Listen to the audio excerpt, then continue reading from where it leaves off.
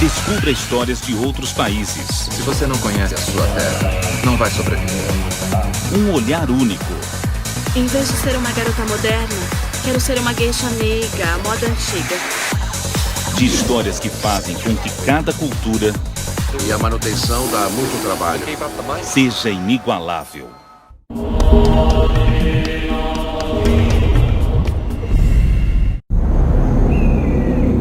Egito, uma das maiores civilizações do mundo antigo. 2 séculos de egiptologia, explorações e escavações desvendaram segredos incríveis e revelaram descobertas fabulosas. Agora, através de técnicas de última geração e de pesquisas mais recentes, essas descobertas estão sendo revistas e reexaminadas. Pela primeira vez, os melhores especialistas do mundo se uniram para apontar em definitivo as 10 maiores descobertas do Egito Antigo.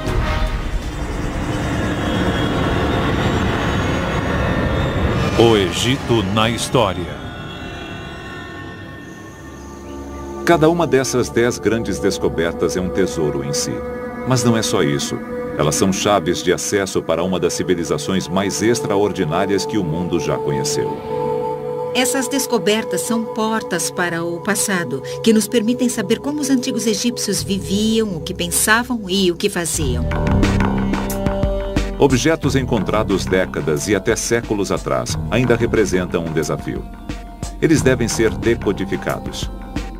Como mensagens secretas transformaram esta simples tumba numa máquina de ressurreição. As próprias cenas e as palavras inscritas nas paredes das tumbas são como códigos de computador ou um manual de instruções. O que há por trás da onda de violência que profanou as tumbas mais belas do Egito? Sem dúvida era crime organizado. Grupos de homens organizados e bem estruturados. Por milhares de anos, os egípcios fizeram construções numa escala sem igual. Como eles o fizeram?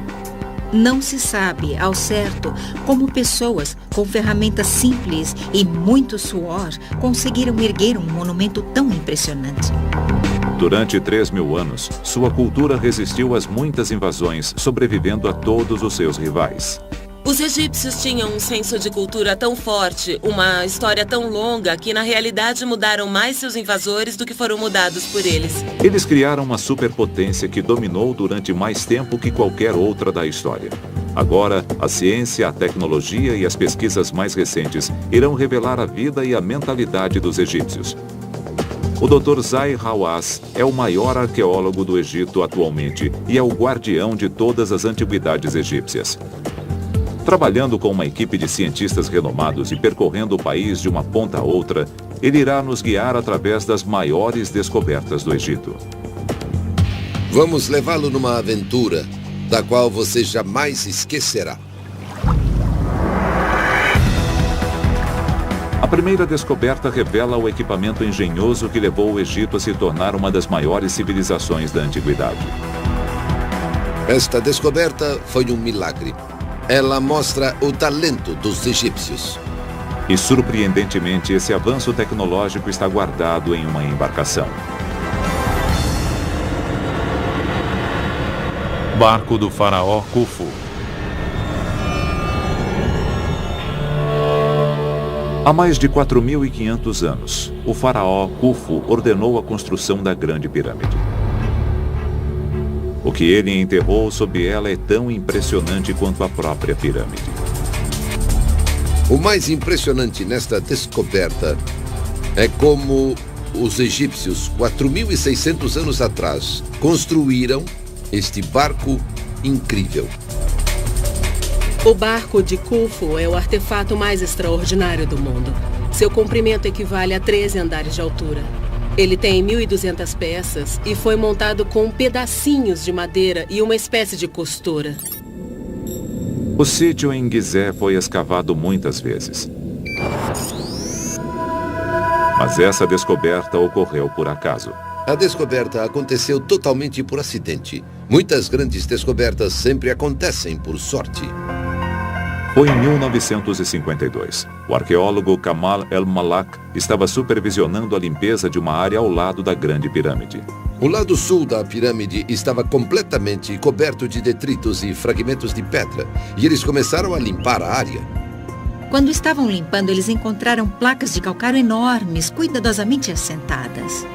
Curioso, El-Malak fez um pequeno buraco numa delas. Quando aquele homem olhou ali dentro, ele me disse: senti o cheiro de história. Ele descobriu 41 blocos enormes de calcário que pesavam entre 17 e 20 toneladas. Eles cobriam um fosso profundo com mais de 30 metros de extensão. Mas foi o conteúdo do fosso que deixou os egiptólogos empolgados. Uma pilha enorme de madeira, cordas e remos revelou do que se tratava. Por que Khufu enterrou um barco no deserto ao lado da sua pirâmide? A resposta nos mostra como os egípcios viam a morte e o que o faraó acreditava que fosse lhe acontecer. A pirâmide abrigaria seus restos mortais, mas sua alma partiria. Ela seria transformada. Khufu era soberano e Deus. Portanto, quando morreu, tornou-se um com o Deus Sol. Subindo ao céu, o faraó se uniria a Ra, o Deus Sol. Unificados, eles fariam a jornada diária do Sol, atravessando o céu. E segundo a crença egípcia, seriam levados num grande barco. Essa ideia fazia todo sentido para os egípcios, porque eles pensavam no trajeto de barco não voando pelo céu, mas sim percorrendo os rios que cercavam todo o seu mundo. No raciocínio egípcio, o barco tinha uma finalidade clara e objetiva. Ele seria usado no pós-vida. Khufu era rei e Deus.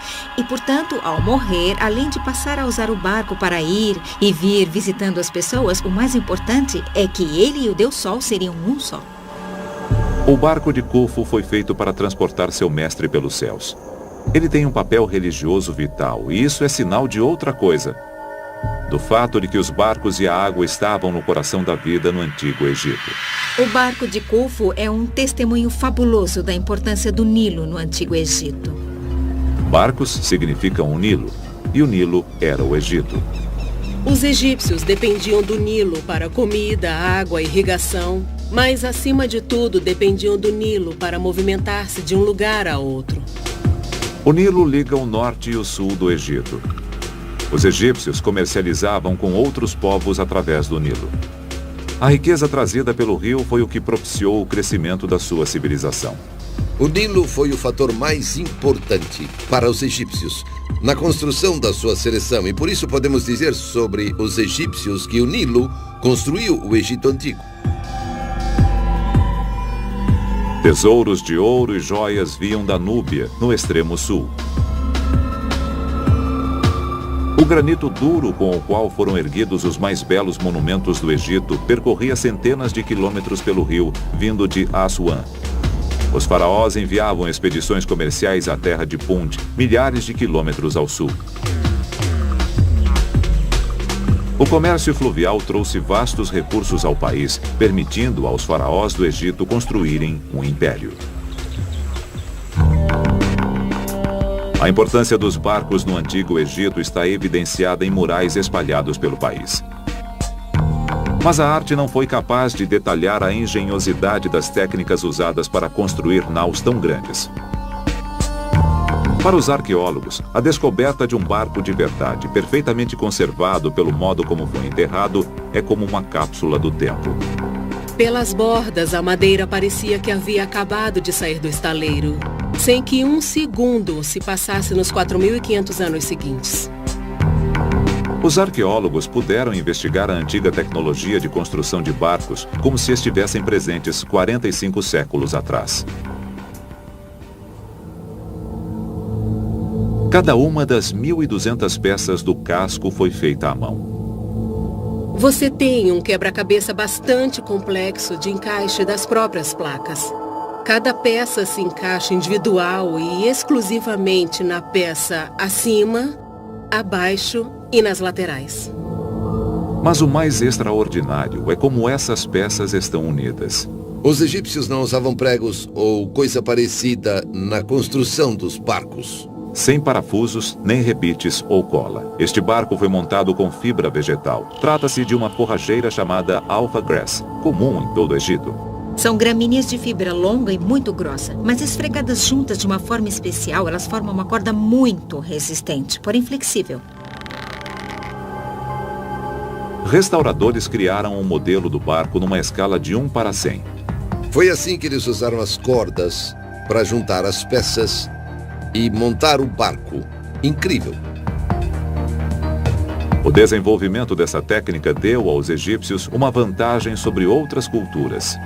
Na época em que o barco de Khufu foi construído, em grande parte do mundo se pensava apenas em escavar canoas de tronco.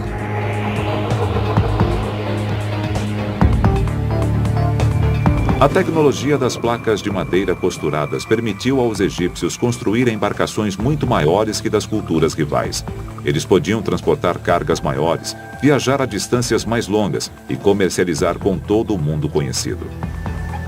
Os egípcios não remavam apenas no curso do Nilo. Eles também eram capazes de navegar pelo Mediterrâneo, de chegar aonde queriam ir. Isso possibilitou seu tremendo sucesso econômico e fundou os pilares dos 3.000 anos de civilização, ajudando a criar uma das superpotências mais bem-sucedidas que o mundo já conheceu.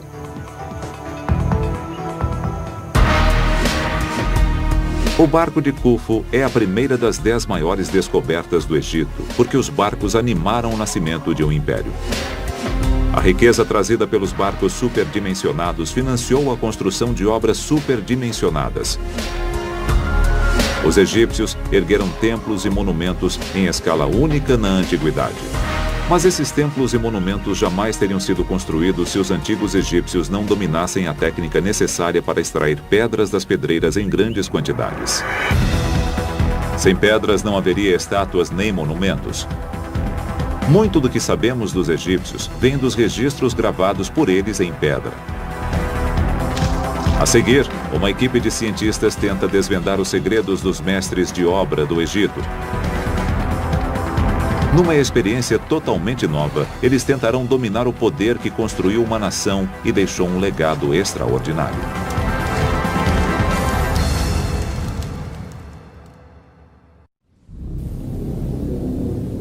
As maiores descobertas da egiptologia nos permitem vislumbrar uma grande civilização que perdurou por 3.000 anos. Seu legado inclui uma série de construções tão imensas e perfeitas que nos inspiram até hoje. Cientistas estão tentando descobrir como os egípcios conseguiam extrair blocos enormes de pedra das pedreiras, como o do obelisco inacabado, usando nada além de mão de obra. Eles o ergueram no local como prova para nos mostrar como os egípcios cortaram um obelisco.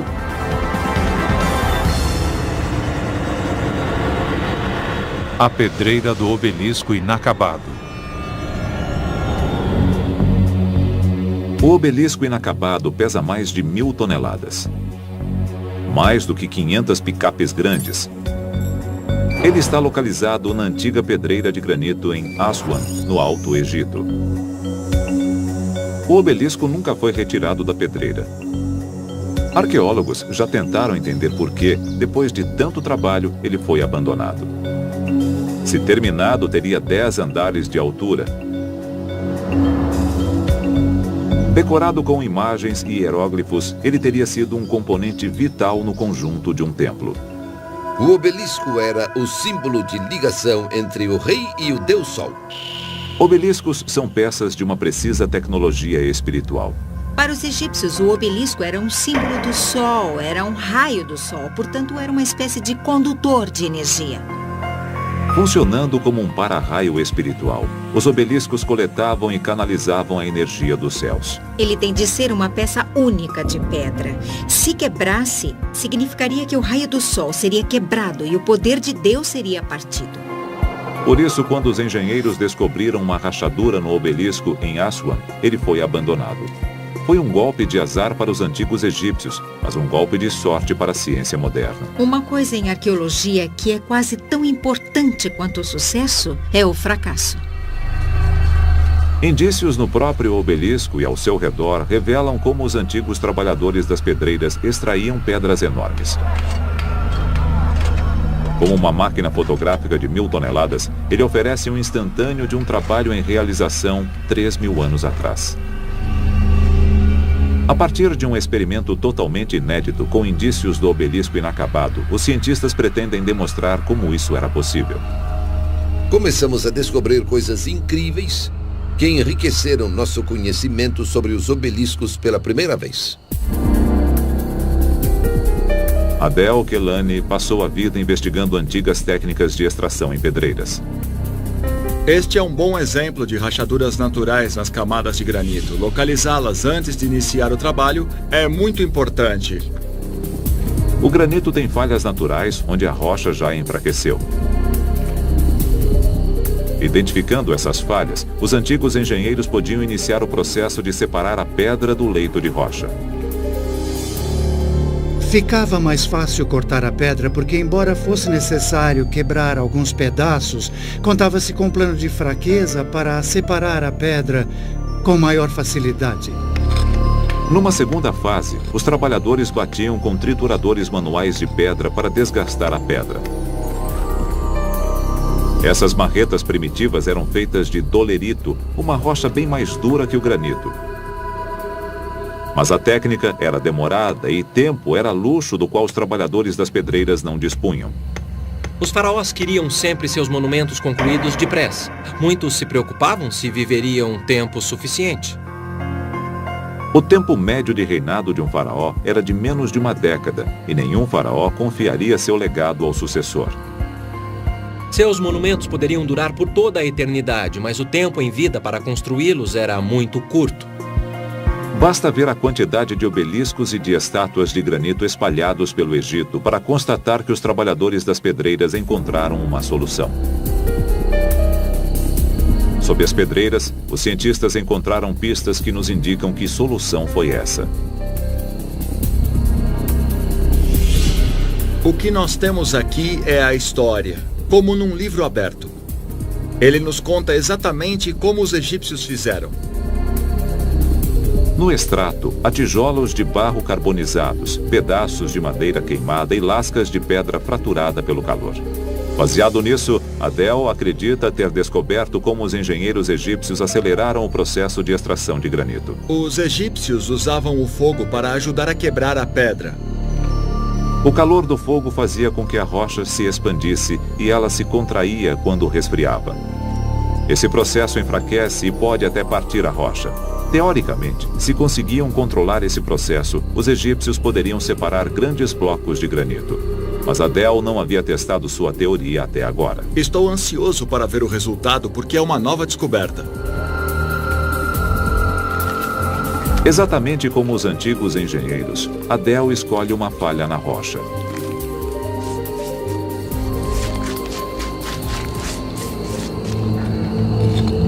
Tijolos de barro encontrados no sítio do obelisco inacabado sugerem que os antigos engenheiros construíam uma parede para conter e controlar o fogo.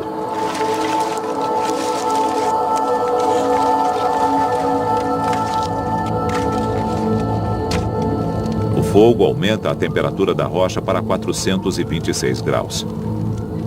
Ela se expande provocando o estresse. Após 1 hora de calor intenso, Adel pode se aproximar com segurança. Em segundos, a água derruba a temperatura em 85%. A rocha rapidamente se contrai. Está quente, muito quente. Mas qual foi o efeito do calor?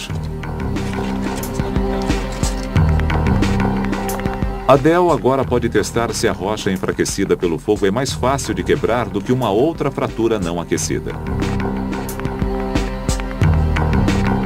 Meia hora depois, ele ordena que parem. Sem o fogo, os trabalhadores causaram pouco impacto na fratura no teste de controle.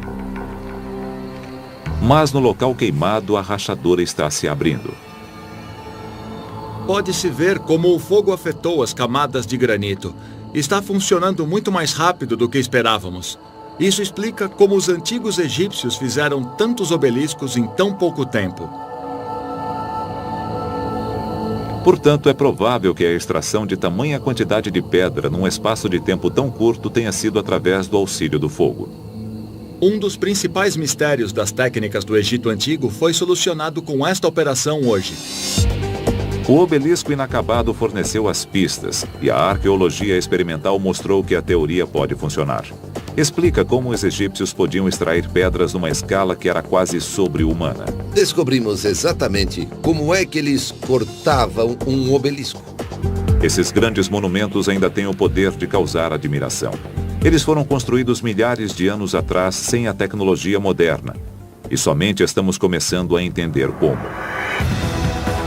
Mas a terceira descoberta nos leva além da tecnologia aos mestres construtores egípcios, os homens que criaram um dos mais famosos marcos da história.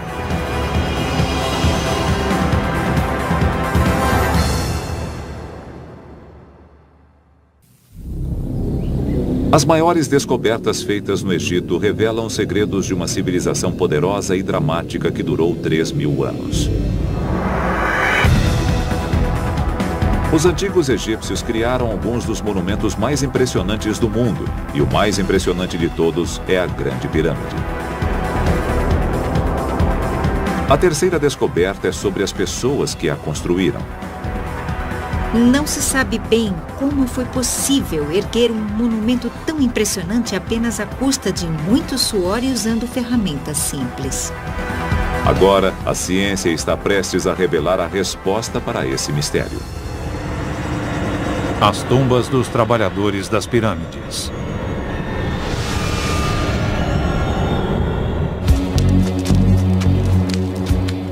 Até pouco tempo, a visão que se tinha do Egito era de faraós e nobres comandando gigantescos exércitos de escravos. Mas novas descobertas mudaram essa imagem.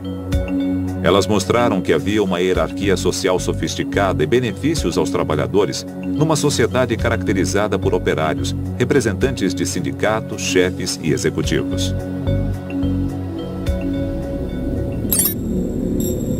As pirâmides ficam em Gizé. 4.500 anos atrás, o grande faraó Khufu ordenou a construção do que ainda hoje é a maior tumba já construída. Com 147 metros de altura, sobre um platô, ela pesa o equivalente a 17 edifícios Empire State. Há quem diga que a Grande Pirâmide só pode ter sido construída por alienígenas ou através de encantamentos entoados por sacerdotes dotados de poderes secretos. Isso porque sua escala praticamente desafia qualquer explicação lógica. Até recentemente, acreditava-se que ela fora erguida por grupos de milhares de escravos. Mas o Dr. Hawass fez uma descoberta que esclarece o mistério sobre quem construiu as pirâmides. Pude escrever a história dos construtores das pirâmides a partir da descoberta de suas tumbas. A descoberta incluiu o paciente trabalho de detetive e ciência forense arqueológica. Em 1990, o Dr. Hawass encontrou alguns indícios misteriosos. Quando começamos a escavação, achei coisas estranhas. Encontrei ossos e sementes de trigo e pensei, o que é isto? Ele percebeu que as tumbas dos construtores eram feitas do mesmo material das pirâmides.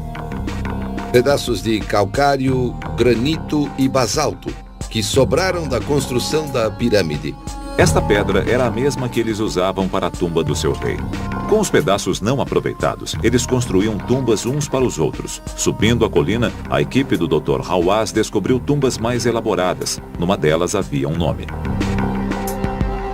Era uma inscrição em hieróglifos. E ele era um inspetor, Set, supervisor dos homens que arrastavam as pedras. Portanto, a força de trabalho claramente tinha uma hierarquia. O supervisor fora enterrado na colina acima dos simples operários, um reflexo do seu status mais elevado. Os indícios nas tumbas sugerem que os trabalhadores tinham papéis definidos, responsabilidades distintas. Era muito parecido com uma moderna equipe de construção. Esta é outra tumba extraordinária que achei.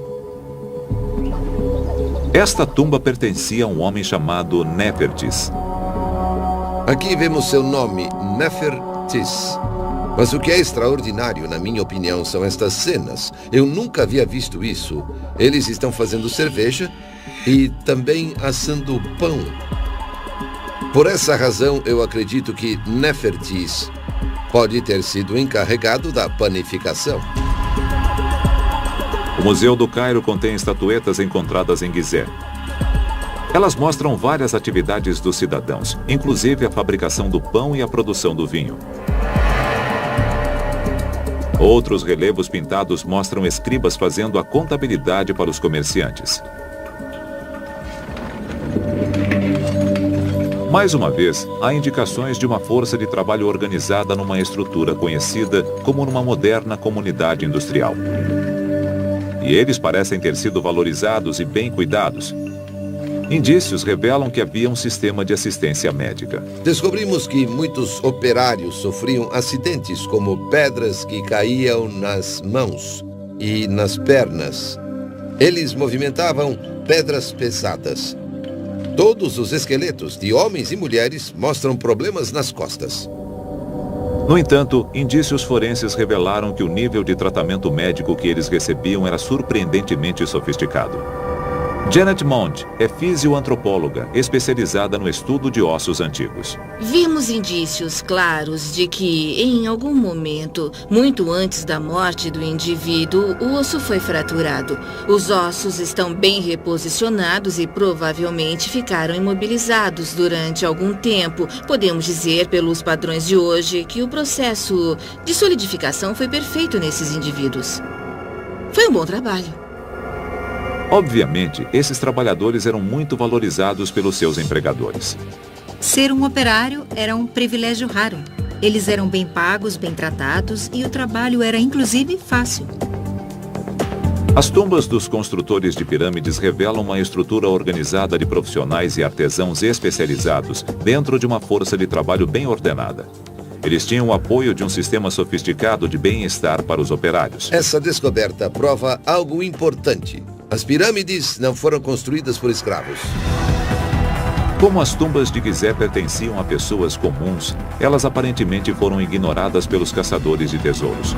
Uma outra tumba, que se manteve lacrada durante 35 séculos, produziu a descoberta mais conhecida da egiptologia. A tumba do mais famoso dos faraós, Tutancâmon.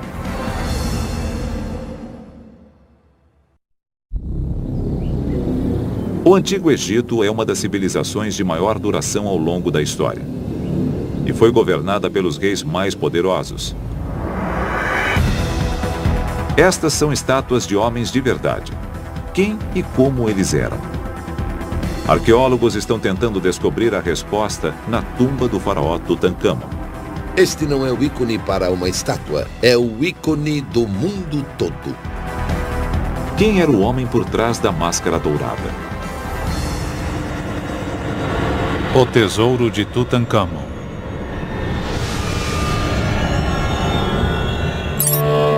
O Vale dos Reis, na margem oeste do Nilo. O Vale dos Reis abriga 63 tumbas. Mas a que pertence a Tutancâmon permaneceu escondida durante séculos.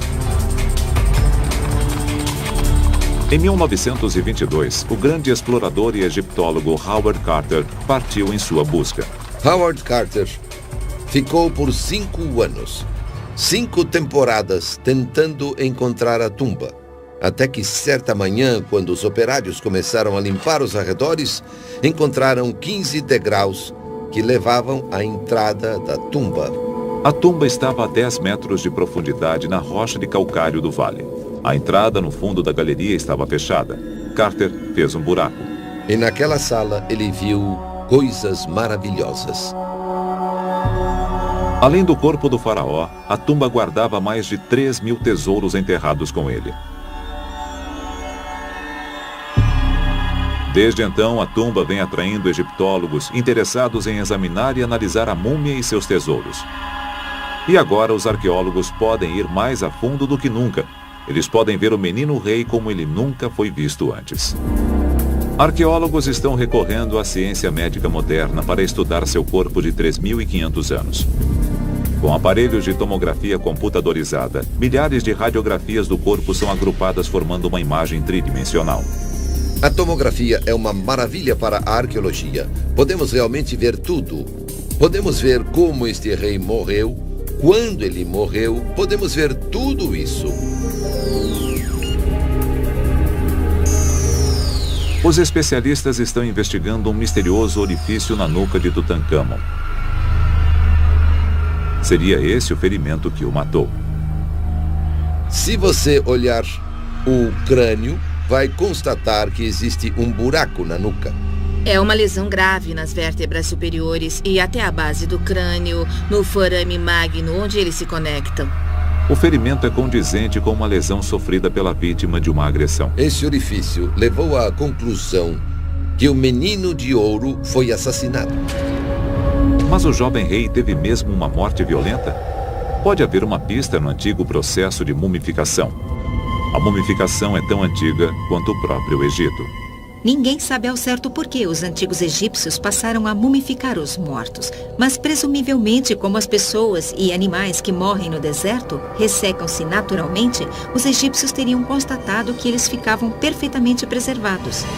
A primeira coisa que os egípcios faziam era desidratar o corpo, e para isso utilizavam um tipo de sal chamado natro. Sem ele, era impossível mumificar. O natro funciona como sachês de sílica gel usados hoje em dia para evitar umidade nos equipamentos eletrônicos. O natro é uma mistura de sal e bicarbonato de sódio, e ele age retirando todo o líquido do corpo. Aí se produz uma múmia. Mas certos órgãos contêm água em excesso para serem mumificados como são. Os órgãos deixados no corpo apodreceriam e explodiriam. Portanto, o passo seguinte seria remover os órgãos e o cérebro. Eles decepavam a cabeça e a escavavam, deixando o crânio vazio. Poderia o ferimento na cabeça ser consequência do processo de mumificação e não uma lesão que o matou? Na Universidade da Pensilvânia, Janet Mond estuda as tomografias da múmia de Tutancâmon. Quando o ferimento ocorre antes da morte do indivíduo, e sendo em geral no osso ou no tecido, constata-se uma certa regeneração na sobrevida. Essa parece uma lesão pós-morte. Pode ser algo que ocorreu durante o processo de mumificação. O orifício no crânio de Tutancâmon é consistente com o tipo de orifício feito durante o processo de mumificação. Não tem coisa nenhuma a ver com assassinato, nada disso. Não houve crime algum. Como o rei morreu, permanece um mistério. Mas a ciência pode nos ajudar a descobrir como ele viveu, para entender a mentalidade e a vida de um soberano do Egito. Aparentemente, o faraó não era tão imponente quanto sua máscara mortuária sugere. Ele tinha um belo queixo quadrado. Mas fora isso, seu rosto era bastante fino, magro. É claro que não se faz brincadeiras com o rei. Mas num pátio de escola, creio que ele seria um menino apelidado de dentuço ou alguma coisa parecida com isso.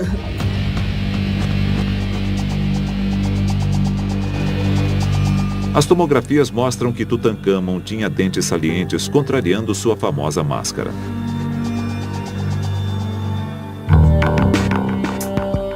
O tesouro com o qual o rei menino foi enterrado revela mais. A tumba de Tutancâmon produziu mais riquezas que todas as outras descobertas feitas no Egito juntas. Sua famosa máscara foi enterrada com 6 bigas inteiras e milhões de dólares em ouro. Mas o que torna a tumba extraordinária é que ela foi encontrada absolutamente intacta. Além de toda a fascinação pelo tesouro, por todo o ouro medido praticamente em centenas de quilos, temos um conjunto completo do sepultamento de um faraó do Egito. Os artefatos, até certo ponto, revelam a personalidade do faraó. Eles foram feitos no mesmo padrão que aqueles que ele teria usado em vida. Para nós é impressionante que eles tenham se empenhado tanto para criar algo como as pequenas tampas de jarros de alabastro, que são maravilhosas obras de arte, mas que não eram destinadas aos olhos do público, e sim para serem enterradas com o rei e não mais serem vistas. O tipo de artefato e o cuidado com o qual foram feitos nos dão uma ideia de como Tutankhamon viveu. Os egípcios acreditavam que a pós-vida se parecia muito com esta vida, só que melhor, e que se deveria levar tudo consigo. Os objetos que Tutankhamon queria em sua tumba e no pós-vida eram aqueles dos quais havia gostado em vida. Sabemos que ele gostava em especial de um jogo chamado Senet, porque foi enterrado não só com uma mesa-tabuleiro de Senet de tamanho normal, mas também com uma pequena versão portátil feita de marfim deste tamanho. Tutankhamon foi o regente supremo de uma superpotência. Estes artefatos nos lembram de sua infância e talvez nos deem uma ideia sobre sua personalidade. Se a descoberta de Carter mostrou ao mundo o faraó, a ciência moderna está nos revelando o homem. Novas investigações dos artefatos da tumba e da múmia de Tutankhamon provavelmente trarão à luz mais detalhes sobre o verdadeiro ser humano por trás da máscara. Mas no Egito Antigo, como hoje, a vasta maioria da população não era de reis e rainhas. Trabalhadores, homens e mulheres comuns formavam o coração de uma nação. Através da próxima descoberta, egiptólogos podem vislumbrar essas pessoas, os cidadãos do Antigo Egito.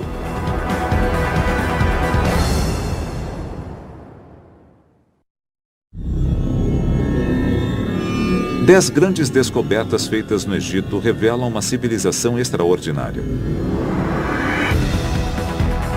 As ruínas nos proporcionam uma visão da aparência do Antigo Egito. No entanto, conhecer o comportamento do seu povo é muito mais difícil. É apenas uma pequena fresta para podermos espiar um pouco o que era a vida no Antigo Egito.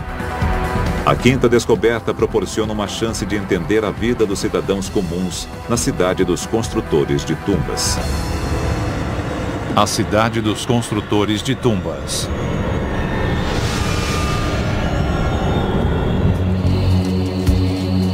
A cidade de Deir el-Medina proporciona uma visão rara do dia a dia no Egito Antigo.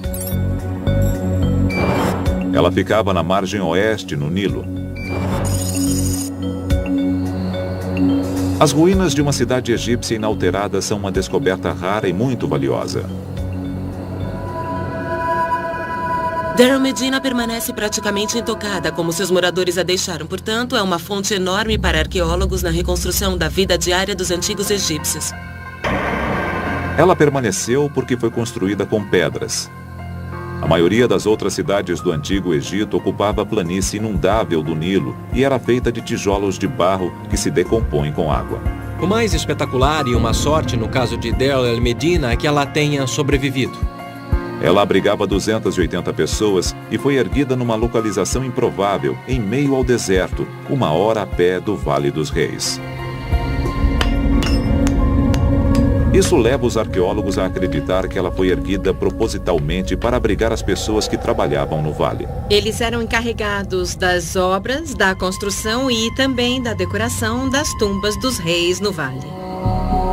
Aparentemente, cada família ocupava uma casa própria de um pavimento. Esta é a porta de entrada de uma casa e creio que este homem era um dos supervisores e também uma pessoa muito influente. Artesãos, ourives e construtores de tumbas tinham status elevado numa terra em que a maioria da população trabalhava duro e por muitas horas na lavoura. Os operários tinham um emprego até que bastante confortável e, ao que tudo indica, eles trabalhavam de 2 a cada 3 dias. Ganhavam peixe e vinho em ocasiões especiais e provavelmente gostavam do seu trabalho. Além de construir as tumbas dos faraós, os habitantes de Deir el-Medina construíram também as suas. E examinando o trabalho artístico nas paredes, arqueólogos começam a juntar as peças das vidas dos que moravam ali. Podemos aprender muito sobre o dia a dia através das tumbas de Deir el-Medina. A produção artística mostra uma movimentada comunidade de indivíduos prósperos e bem-sucedidos. Mas as pinturas nas paredes revelam como os moradores dos vilarejos queriam ser vistos e não como eram de fato. Estudando as tumbas, analisando os monumentos, nós vemos que eles estão no seu melhor, com as melhores roupas, vivendo uma vida ideal. Mas era uma idealização. Mas existem outros indícios que fornecem pistas sobre a vida particular dos cidadãos. Todo tipo de coisa acontecia, coisas que eles não queriam necessariamente que se soubesse. As pistas estão por toda parte. Os penhascos em volta da cidade eram de calcário, e qualquer pedaço que se soltasse numa placa como esta era uma superfície para escrita em potencial. E esse potencial foi plenamente explorado pelos moradores de Deir el-Medina. No Antigo Egito, isto equivaleria a um bloco de anotações. Podia-se, por exemplo, simplesmente se abaixar e apanhar uma pedra do chão e pronto. Material para escrever. As lascas, conhecidas como óstraco, eram usadas para documentar anotações oficiais e particulares também. O fato de que os óstracos eram usados para a troca de mensagens entre amigos fornece aos especialistas uma visão única do que antes era desconhecido nos registros arqueológicos. Podemos ver como eram os verdadeiros egípcios quando estavam à vontade. Os óstracos revelam como eles passavam seu tempo livre. Gostavam de beber e, obviamente, gostavam de fornicar e adoravam fofocar. Pelos óstracos, podemos reconstruir como era a vida 3.000 anos atrás. Como eles viviam, tudo sobre eles está escrito aqui, no calcário. Os indícios encontrados em Deir el-Medina revelam que seus moradores não levavam uma vida muito diferente da nossa. Esta descoberta nos revela pela primeira vez não as coisas sobre reis e rainhas que sempre sabemos, mas nos falam das pessoas comuns, da vida das pessoas comuns. Mas eles viviam entre as tumbas dos mortos. O povo egípcio era muito espiritualizado e acreditava que, do além-túmulo, os mortos continuavam influenciando todos os aspectos da vida.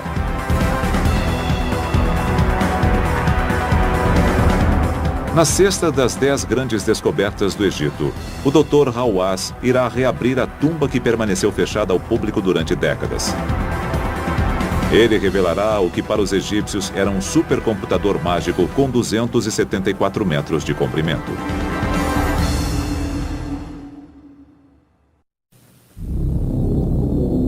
Reunidas, as 10 grandes descobertas revelam um panorama da vida no Antigo Egito. Mas é impossível entender a vida dos egípcios sem entender suas crenças sobre o pós-vida. A sexta descoberta, a tumba de Sete I, traz incríveis revelações. O que nós temos aqui é um guia de viagem, digamos, para o pós-vida. As investigações desvendam o código secreto que transforma um simples buraco no chão numa máquina de ressurreição. A tumba do faraó Sete I.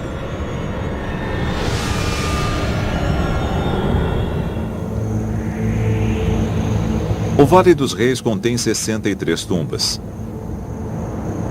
Uma das maiores é a do faraó Sete I. Ela fornece um tesouro de informações sobre o comportamento dos antigos egípcios com relação ao pós-vida. A tumba de Sete I é realmente uma das mais extraordinárias que temos no Vale dos Reis. A tumba de Sete fica no Vale dos Reis, na margem oeste do Nilo. No final do verão de 1817, um explorador italiano chamado Giovanni Belzoni chegou ao local. Belzoni havia trabalhado no circo, mas dedicou-se à egiptologia como segunda carreira. Através de um estudo cuidadoso da geologia do vale, ele descobriu 8 tumbas em apenas 2 semanas. E na terceira semana, Belzoni mais que dobrou o número de tumbas descobertas. Mesmo assim, foi somente na manhã de 16 de outubro de 1817 que Belzoni fez a descoberta que selaria em definitivo sua reputação. Quando Belzoni encontrou esta tumba em 1817, foi como um milagre. Seus olhos brilhavam. Ele encontrou um pequeno corredor e viu que estava intacto também. Para proteger os murais da umidade e da respiração dos visitantes, a tumba de Sete é fechada ao público. Mas como chefe do Conselho de Antiguidades do Egito, o Dr. Hawass é a única pessoa no mundo com poder para permitir sua abertura. Vou levá-los agora por um grande motivo. Mostrar ao público que esta tumba é a mais fantástica.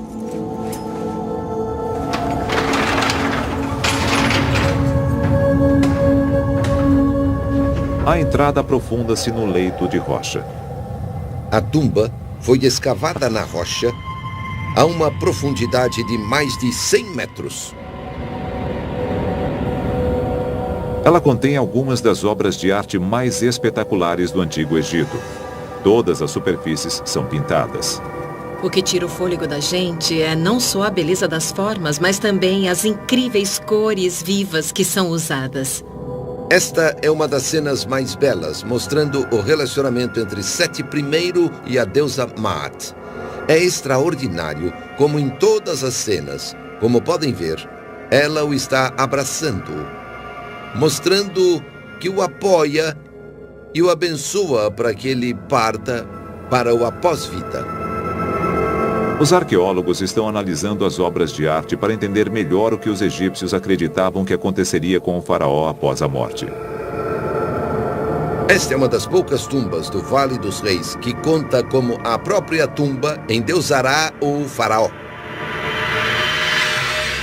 O embasamento para isso tudo está na crença dos egípcios de que Ra, o deus Sol, atravessava o céu trazendo vida à terra.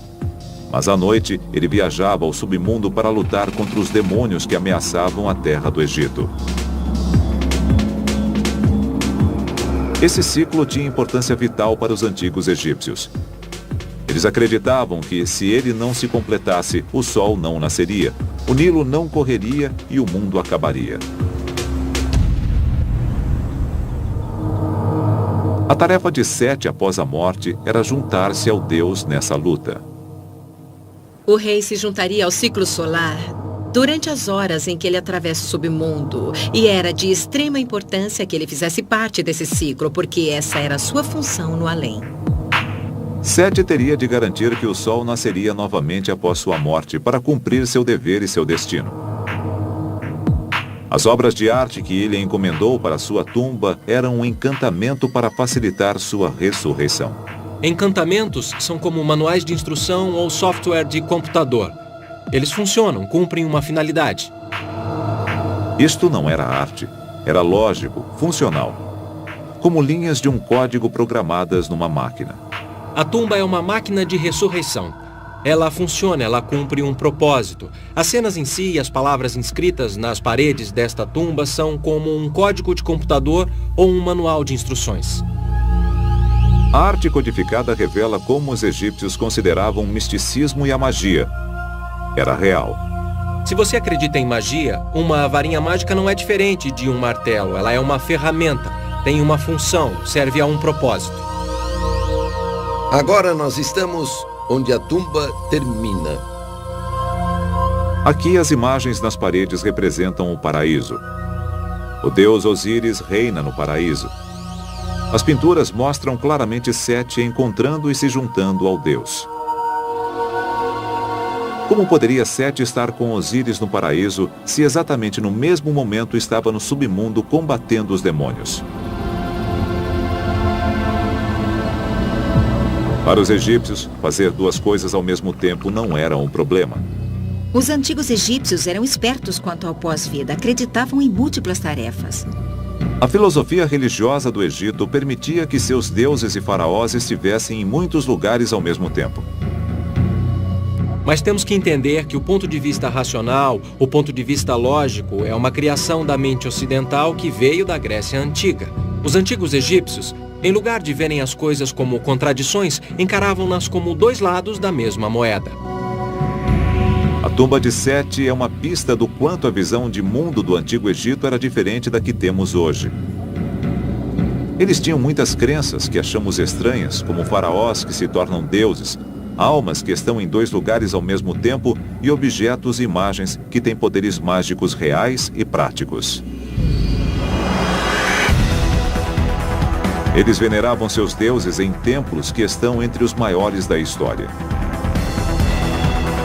A sétima descoberta revela que o Antigo Egito foi construído numa escala maior do que se imaginava e que suas conquistas mais impressionantes ainda podem estar enterradas.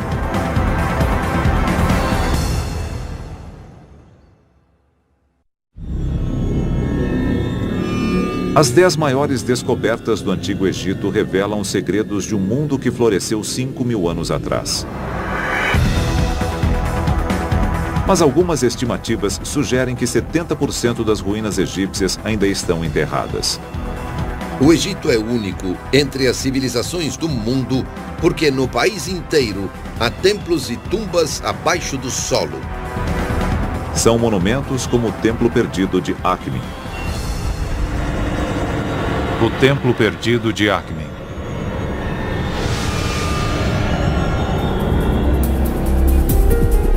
Algumas teorias sugerem que os antigos egípcios construíram monumentos muito maiores do que se pensava. O Templo Perdido de Akhmin provê indícios dramáticos que reforçam essa teoria. O Egito é famoso pelas pirâmides próximas a Gizé, ao norte. Os vastos complexos dos templos de Luxor, no sul, também são muito procurados por visitantes. Mas novos indícios sugerem que os egípcios construíam em escala colossal por todo o país. O Egito Central é um território pouco conhecido dos turistas e mesmo para muitos egiptólogos. Esta pode ser mais uma grande atração turística do Egito no futuro. Poderia esta área pouco conhecida abrigar o maior templo já descoberto? Akhmin fica no Egito Central, 320 quilômetros ao sul do Cairo. Aqui existem indícios de um templo gigantesco, mas ele está enterrado sob a cidade moderna. É muito difícil para os arqueólogos trabalhar nos povoados egípcios, porque um bom lugar para se viver no passado ainda o é hoje, e há pessoas morando no local. Um dos problemas com Akhmin é que é uma cidade que cresceu no decurso de milênios e, portanto, o seu núcleo antigo foi absorvido pelo desenvolvimento urbano. Mas o desenvolvimento de uma cidade moderna também tem suas vantagens. O processo de escavar fundações pode revelar o passado. O desenvolvimento é uma faca de dois gumes, principalmente no Egito. Por exemplo, em Akhmin decidiram construir um posto de correio na década de 80, começaram a escavar e encontraram uma estátua magnífica. Em 1981, durante as escavações para as fundações de uma obra, operários encontraram a base de uma estátua enorme. A estátua era de Ramsés o Grande, um dos faraós mais poderosos do Egito. A altura desta estátua poderia passar de 60 metros. Era imensa. A apenas 55 metros dali, outra estátua gigantesca foi encontrada. Nós estamos exatamente em frente dos pés da maior, mais completa e mais bela estátua de uma mulher já feita no Egito. A estátua é da esposa de Ramsés, Meritamen. Muitos acreditam que ela foi a rainha que encontrou e criou Moisés como seu próprio filho. A escala das duas estátuas é uma pista quanto ao tamanho do templo. Mas se existem outras ruínas, elas estão enterradas sob a cidade moderna. Os arqueólogos devem descobrir o que existe sem escavar. A egiptologia é uma ciência muito rigorosa, porque não envolve apenas escavação, envolve também muita análise. A primeira pista para os especialistas foram os escritos deixados por viajantes há mais de 1000 anos. Eles falam de um templo gigantesco em Akhmin. Viajantes árabes que visitaram o Egito no século IX d.C. contaram que sua visita ao templo começou quando amanheceu e terminou quando anoiteceu. O sol teve tempo de nascer e se pôr antes que eu terminasse de explorar as ruínas. Uma segunda pista quanto à escala da construção é que todos os templos do Egito seguiam uma planta semelhante.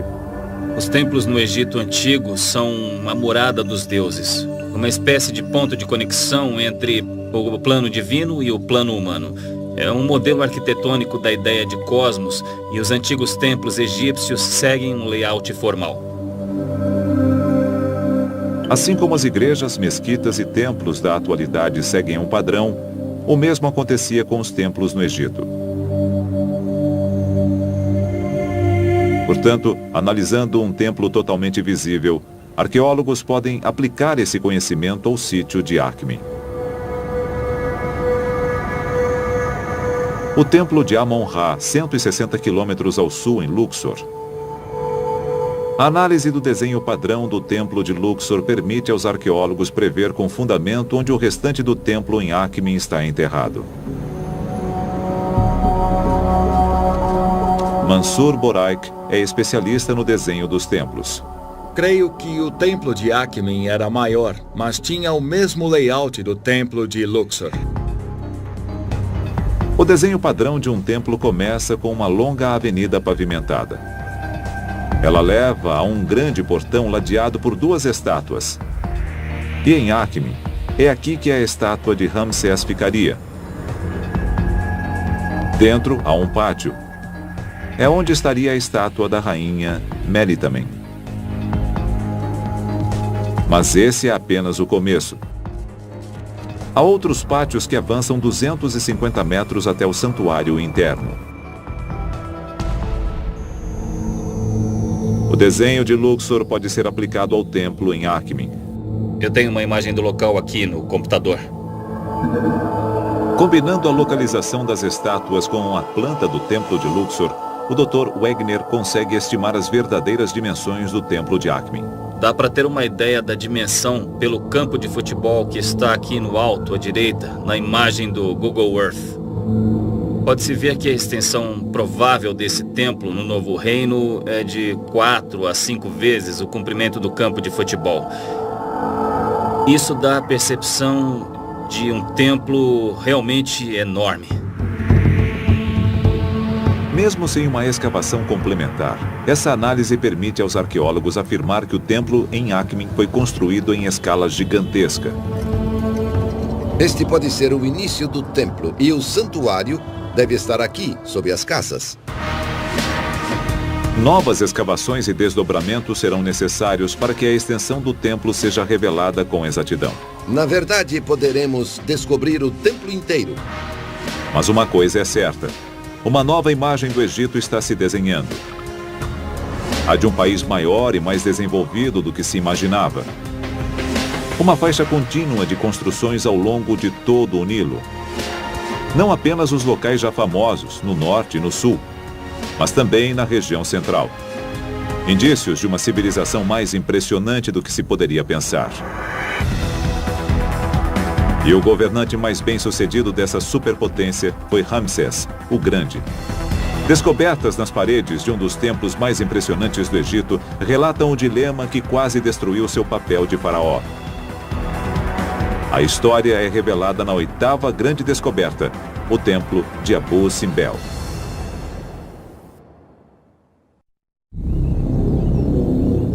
Das tumbas aos templos, os mistérios do Antigo Egito vêm encantando o mundo há séculos.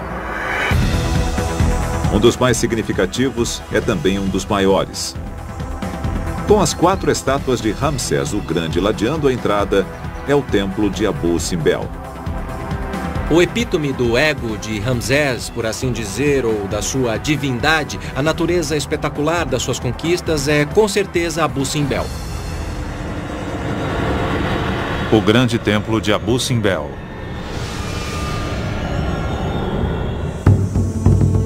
O templo de Abu Simbel é uma chave para o dilema enfrentado por todos os faraós.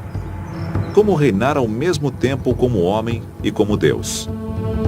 Os murais nos contam a história de como o grande faraó Ramsés II chegou muito perto de falhar em sua missão. Abu Simbel fica no sul do Egito, próximo à fronteira com o Sudão atual. Há 4 estátuas gigantescas cortadas na rocha, e cada centímetro das paredes do templo está coberto com ilustrações dos triunfos do faraó.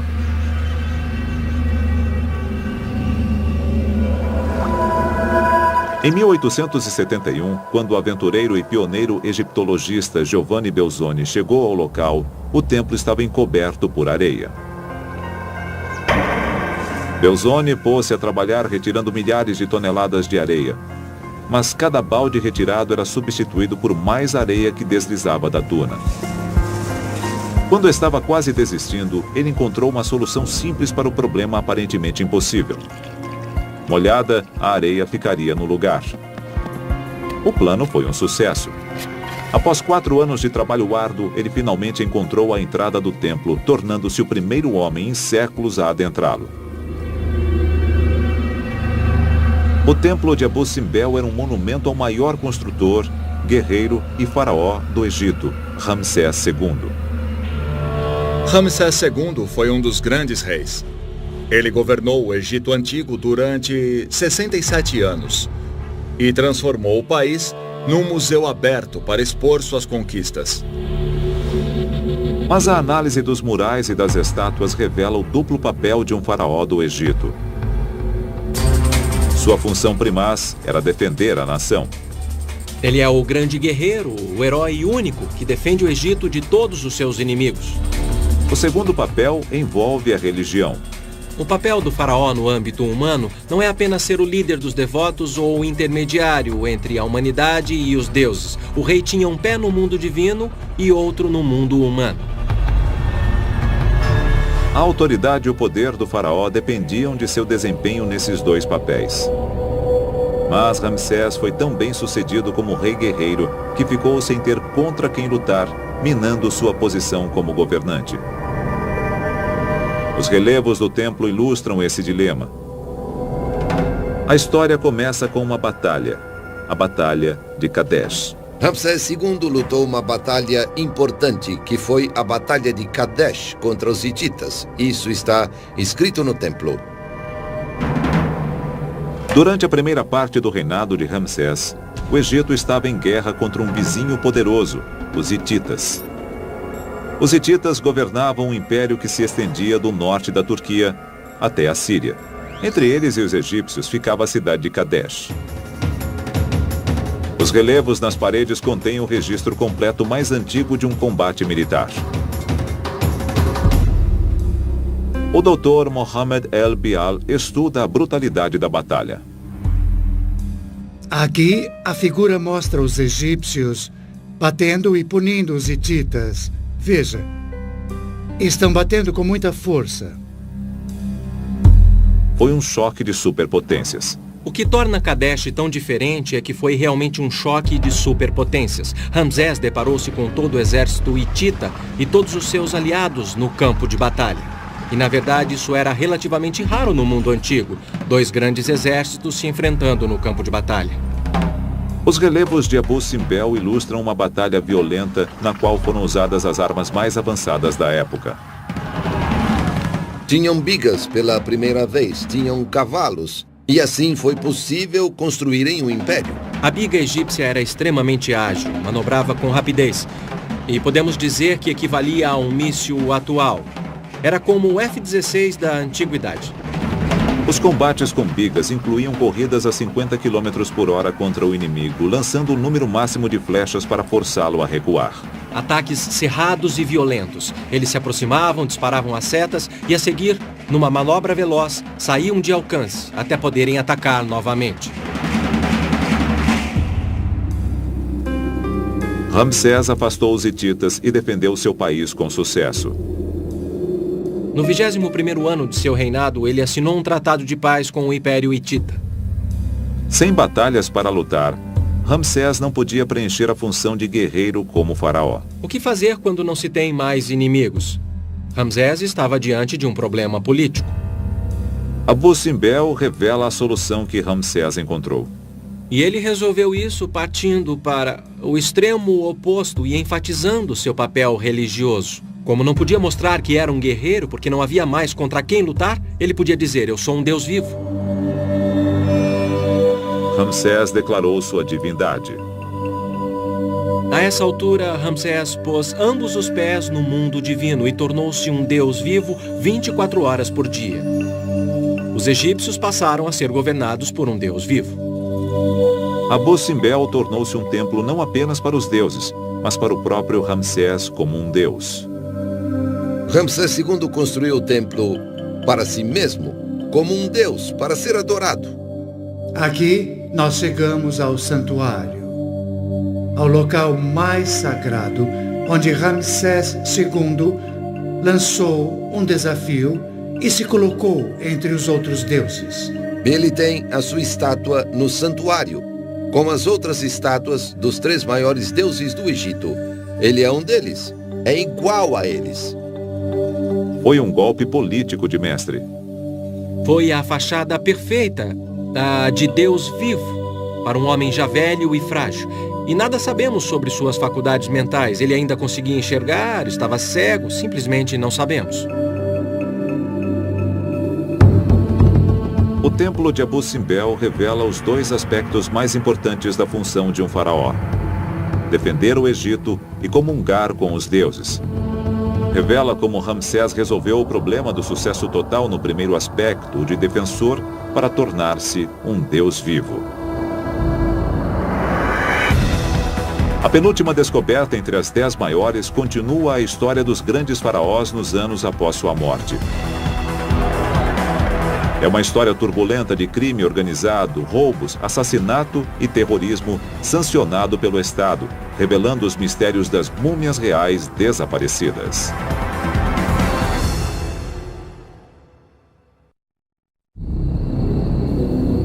As 10 grandes descobertas do Egito nos permitem saber sobre a vida num império que durou 3.000 anos. Muito do que sabemos sobre o Antigo Egito vem da abertura das tumbas dos faraós. Mas elas também trouxeram um mistério. Repetidas vezes, as tumbas foram encontradas vazias.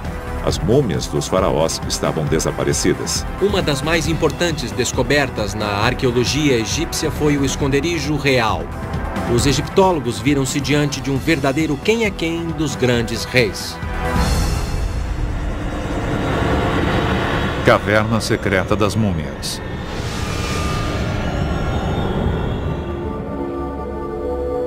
A descoberta do esconderijo das múmias reais desaparecidas dá uma visão do estado político egípcio no auge do seu poder. É uma história de crime organizado e terrorismo sancionado que quase destruiu a nação.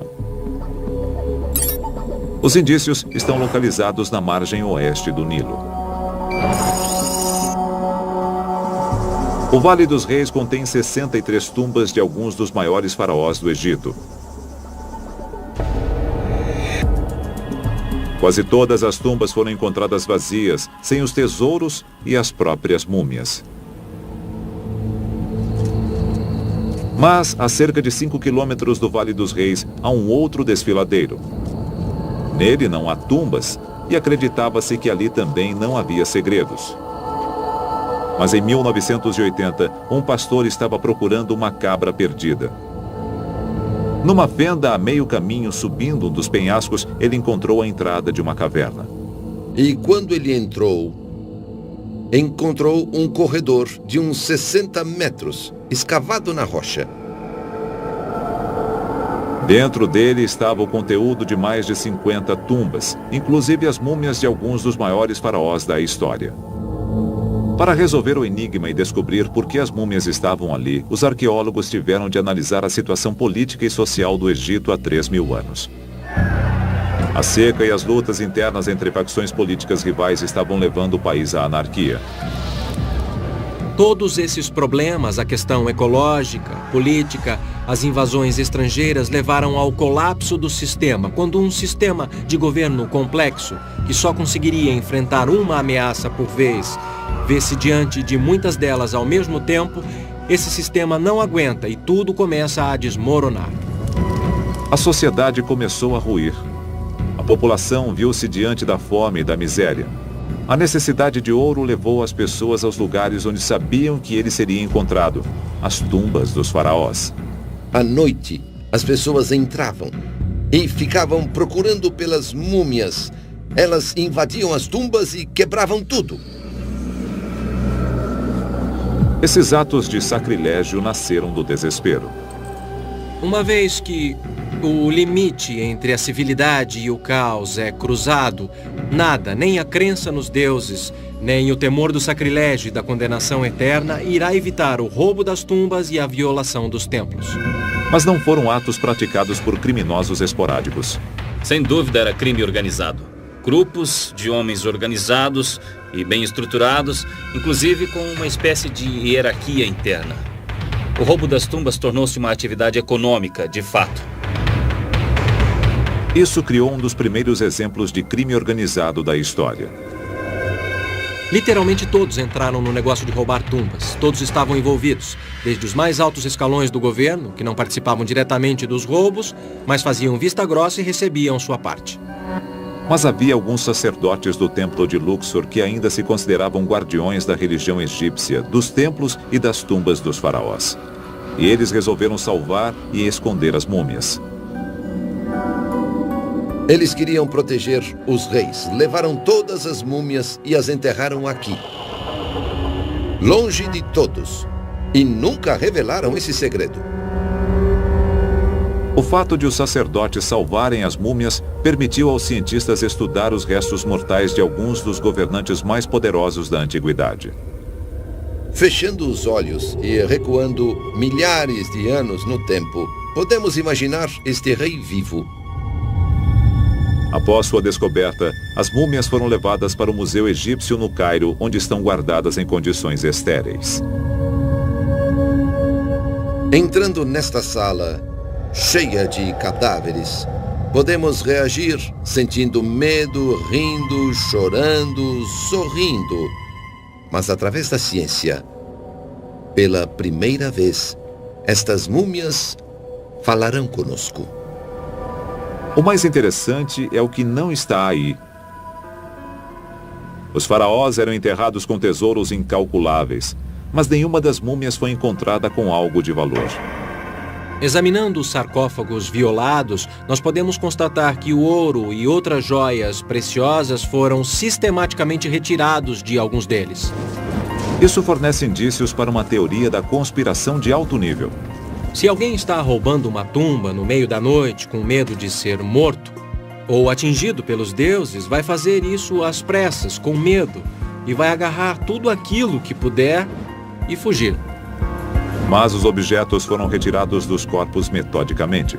Isso sugere que foi obra dos próprios sacerdotes. As mesmas pessoas que salvaram as múmias retiraram as últimas peças de ouro e joias que ainda restavam.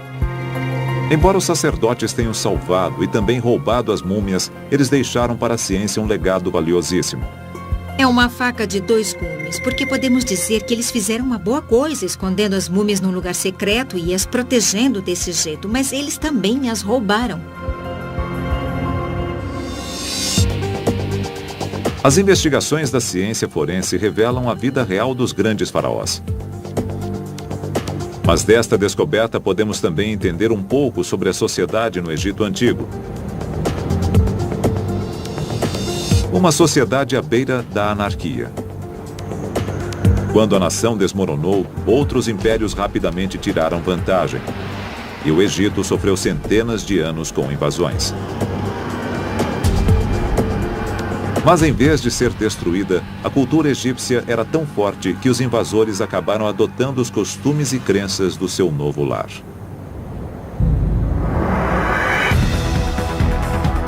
Isso fica claro de forma espetacular na descoberta final. Os indícios estão tanto sob quanto sobre as areias do deserto. Se formos ao subsolo, encontraremos múmias cobertas de ouro. Centenas de múmias perfeitamente preservadas, cobertas de ouro.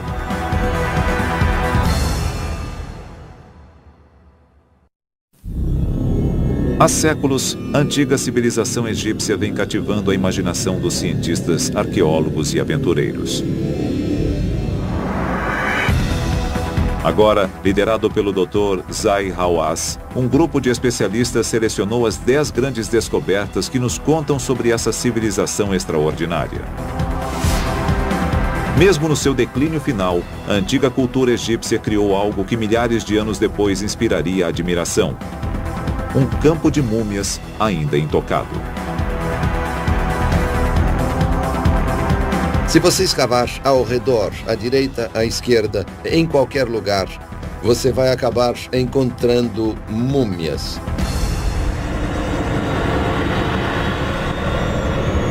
Vale das Múmias Douradas.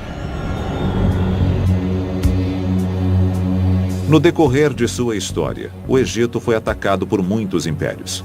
Os indícios mostram que a cultura egípcia teve força para resistir e perdurar. A cultura egípcia, a sociedade egípcia, as crenças religiosas egípcias conquistaram os conquistadores. Oásis de Bahariya no deserto ocidental. A primeira pista de que esta área é incomum está na própria areia. Ossos e crânios estão espalhados pelo vale. Os restos de esqueletos são de cadáveres enterrados. Eles foram escavados por animais selvagens, um sinal dos segredos que se escondem sob a areia. A descoberta não foi feita por um aventureiro ou arqueólogo. Inclusive, o descobridor não podia sequer falar. A descoberta aconteceu por acidente. Em 1994, um asno se perdeu no deserto. Quando o dono foi procurar o animal, encontrou-o empacado, olhando para um buraco no chão. Ele olhou dentro do buraco e viu as múmias. Eu vim para cá e começamos a escavação. Foi como um sonho. A descoberta de tantas múmias intocadas é uma dádiva incalculável para a ciência moderna. Nos primórdios da arqueologia egípcia, muitos cemitérios foram escavados pelos primeiros arqueólogos, mas os corpos, os ossos e as múmias foram descartados, ficaram dispersos. Os primeiros exploradores muitas vezes descartavam as múmias na sua busca por tesouros. As múmias se perderam de uma forma que choca os arqueólogos modernos. Foram usadas até como combustível para cozinhar. As múmias encontradas em Bahariya oferecem um recurso raro, não contaminado e preservado. Temos toda uma população, geração após geração, no mesmo lugar. 2000 anos atrás, o Egito foi invadido pelos romanos, que se espalharam pelo país. As múmias enterradas no vale são desses romanos. Elas datam de 300 a.C. O Egito era visado porque era um dos países mais ricos do Mediterrâneo. Ele tinha todo o ouro da África, tinha cereais, tinha todos os recursos do faraó. Seria uma joia da coroa de qualquer império. Os povoados foram destruídos com o tempo. Mas o estudo das múmias revela que nada conseguia destruir a cultura egípcia. Os egípcios tinham um senso de cultura tão forte, uma história tão longa, que na realidade mais mudaram seus invasores do que foram mudados por eles. Estas são múmias de romanos. Mas eles foram enterrados conforme a cultura egípcia. A mumificação começou em 3000 a.C. e continuou no decorrer de toda a história do Egito até o período romano. Antes de chegarem ao Egito, os romanos embrulhavam seus cadáveres em faixas de linho. A maioria das primeiras múmias traz o rosto completamente coberto. Mas os egípcios produziam sarcófagos e máscaras mortuárias com rostos. Aqui temos uma máscara com rosto, e todas as outras múmias têm máscaras. As máscaras revelam a mudança do estilo romano para o egípcio, à medida que os invasores se naturalizavam. Nós podemos ver a unificação cultural, a fusão acontecendo bem diante dos nossos olhos, geração após geração. Mas as múmias têm um outro segredo. Para investigá-lo, algumas foram removidas para instalações onde foram limpas e restauradas. Aqui, em caixas seladas, as máscaras revelam ainda mais sobre a cultura egípcia. As múmias estão cobertas de ouro. Os antigos egípcios adoravam o ouro. Obviamente, era um dos materiais mais caros da antiguidade, mas o mais importante é que os egípcios acreditavam que o corpo dos deuses era feito de ouro. Isso nos dá uma ideia das crenças dos antigos egípcios sobre a reencarnação e o pós-vida. Com a morte, o ser se transforma de mortal em divino. E é por isso que eles estão cobertos de ouro, às vezes no rosto, outras vezes até no sarcófago. Isto é uma indicação da transformação do estado mortal em divino. As múmias são indícios de que os romanos adotaram o uso do ouro em suas crenças religiosas. No entanto, o desenho dos rostos reflete a influência romana dos novos colonizadores.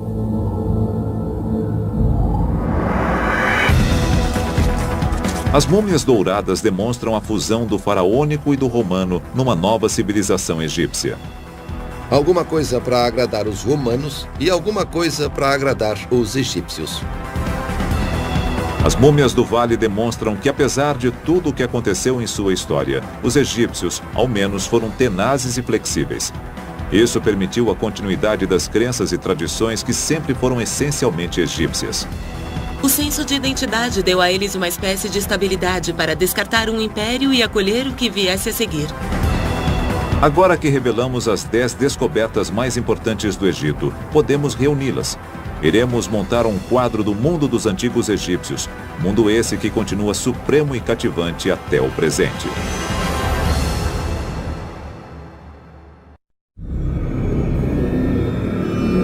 As descobertas do Antigo Egito vêm ocorrendo no transcorrer de centenas de anos de aventuras e explorações. Dos primeiros aventureiros às análises científicas, cada descoberta lançou uma nova luz sobre essa civilização que teve início 50 séculos atrás. Os antigos egípcios foram simplesmente o povo mais fascinante e interessante do mundo antigo. Mas a egiptologia traz mais que fascinação para os acadêmicos e cientistas. Ela tem uma ressonância que afeta o mundo moderno, mesmo no presente. O legado do Antigo Egito continua vivo 2000 anos após o colapso da sua civilização. Eles estão nas origens de muitas tradições culturais que consideramos nossas, inclusive nos Estados Unidos e na Europa. Um dos legados mais importantes dos egípcios para o mundo moderno é a ciência da medicina. O registro mais antigo de um médico profissional é de um homem chamado Imhotep, que trabalhara no Egito há cerca de 5.000 anos. As técnicas cirúrgicas dos antigos egípcios foram desenvolvidas, não para manterem uma pessoa viva nesta vida, mas por um motivo totalmente diferente, preservá-la para a próxima. Estudos feitos nos corpos mumificados dos faraós revelam a grande perícia na dissecação desenvolvida pelos egípcios. Uma mumificação bem feita era um processo complicado que envolvia a cuidadosa retirada de alguns órgãos chaves sem afetar o corpo em si. Como em muitas instâncias da cirurgia moderna, era necessário um conhecimento profundo de anatomia. Em alguns casos, esse conhecimento foi passado sem qualquer alteração através das eras, chegando aos modernos livros de medicina.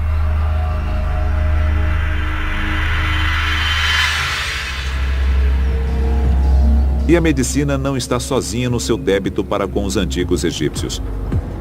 As técnicas modernas de engenharia e construção se baseiam no conhecimento desenvolvido ao longo do Vale do Nilo há mais de 4.500 anos. A Grande Pirâmide de Gizé foi construída com tamanha precisão que sua largura varia menos de 5 centímetros a uma extensão de 250 metros. O gênio grego Pitágoras é conhecido como o pai dos números. Ele aprendeu no Egito. Aqui desenvolveu as fórmulas algébricas que constituem boa parte do embasamento para a construção e a engenharia modernas.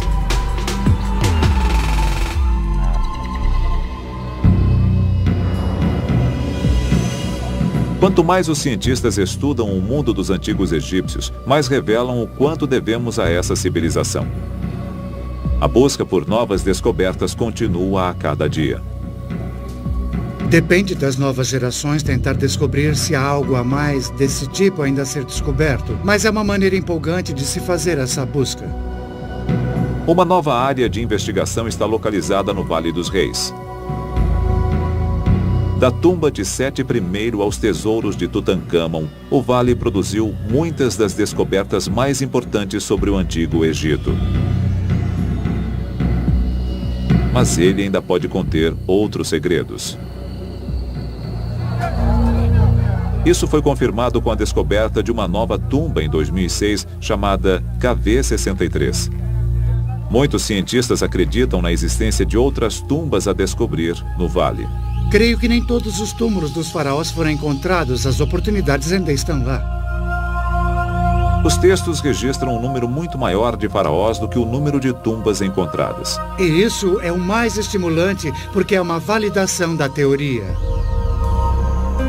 Novas análises científicas vêm revelando maneiras de iniciar a busca por novas tumbas. Os arqueólogos sugerem que os antigos egípcios sondavam a fraqueza natural das fraturas na rocha para facilitar a escavação de novas tumbas.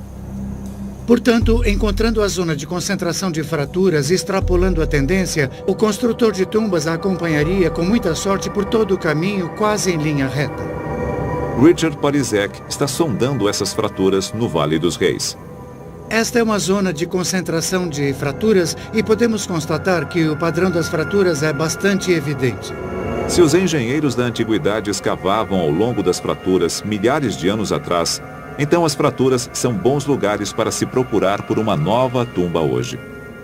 É uma orientação para a busca. Pode-se dizer que ao sair procurando, inclua isto como parte da sua técnica.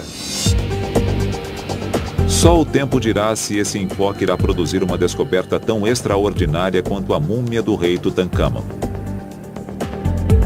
Mas numa coisa os arqueólogos concordam: há mais descobertas a serem feitas. As futuras gerações terão uma ideia diferente das 10 maiores descobertas e sua importância, graças aos métodos científicos que continuam evoluindo na arqueologia. Conforme os cientistas seguirem os passos de pioneiros como Carter e Belzoni, novas descobertas continuarão existindo. Nunca se sabe que segredos se escondem sob as areias do Egito. Estes segredos revelam não apenas os mistérios de um império extraordinário, mas também o poderoso legado que 3.000 anos de civilização deixaram para o mundo moderno. E enquanto o mundo moderno continua a se maravilhar com as maiores descobertas da atualidade, as descobertas futuras prometem render mais admiração, mais conhecimento e uma visão mais aprofundada com respeito a uma das principais civilizações da história: a duradoura civilização dos antigos egípcios.